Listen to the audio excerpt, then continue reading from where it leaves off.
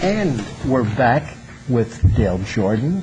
Dale, we're sitting here with two great baseball players. Yes. Not just one. Yes. We got Wes Cook here. Did you play baseball, Joe? I used to play. My knees are hurting from it. You know what I did? You got hit in the knees.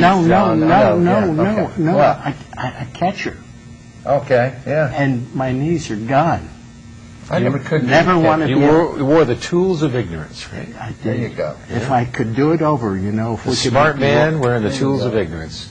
One question that I'd like to ask you, Steve, is do you think that the different things that are going on today with a lot of different substances and things, do you think that has hurt baseball in general, plus minor leagues and semi-pro leagues, of people really being interested in it as much as they were at one time?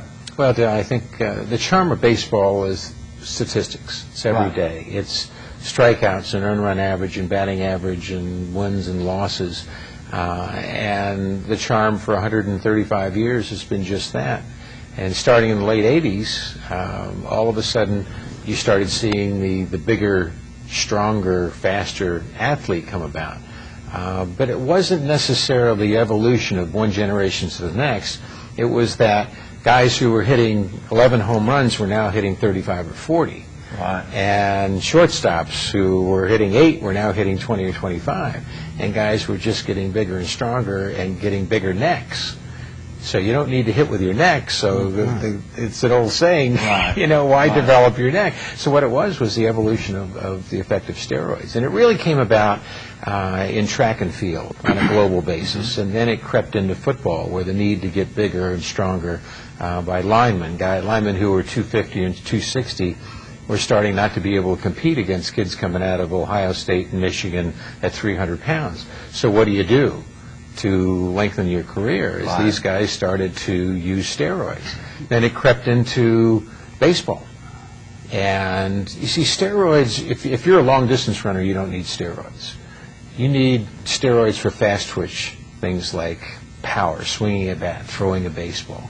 So all of a sudden, these guys started finding success by getting bigger, hitting home runs, and it was about the time when television started having an influence on the economics of the game, so that now statistics and greater statistics for power equated into bigger salaries. So all through, from the late 80s through the 90s until, well, starting in 1994, you remember the strike and the lockout, no postseason. Baseball turned its face the other way because they needed something to bring the game back. And one thing does that, and that's power. So when the McGuire-Sosa run for the record captivated this country and every country that loves baseball, it wasn't, why are these guys suddenly hitting 60, 65, 68 home runs? It was that they were doing it, and it brought people back to the game. So it only took until the beginning of 2000 when the press and the media started being conscious again of the responsibility of exposing, drugs that affect the game, that affect the numbers, that affect history.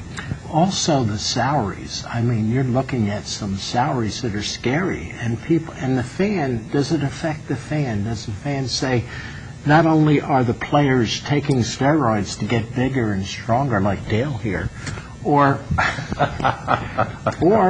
the salaries that are $10 million, $20 million. I mean, the fan that buys the ticket to go to see the game, is that whole situation never to be corrected because of the salaries? I'm not so sure that there needs to be a correction. In a free market society and democracy, it's supply and demand. And if somebody is willing to pay, well, let's take a pitcher who signed recently without a name. He just signed for 4 years at $12 million a year. That owner felt that player could make a difference in his team. He had the money, so he's going to pay him. I do a lot of motivational speaking and lecturing, and when we do questions and answers, people will say, well, how does a player deserve that? And I say, God bless America.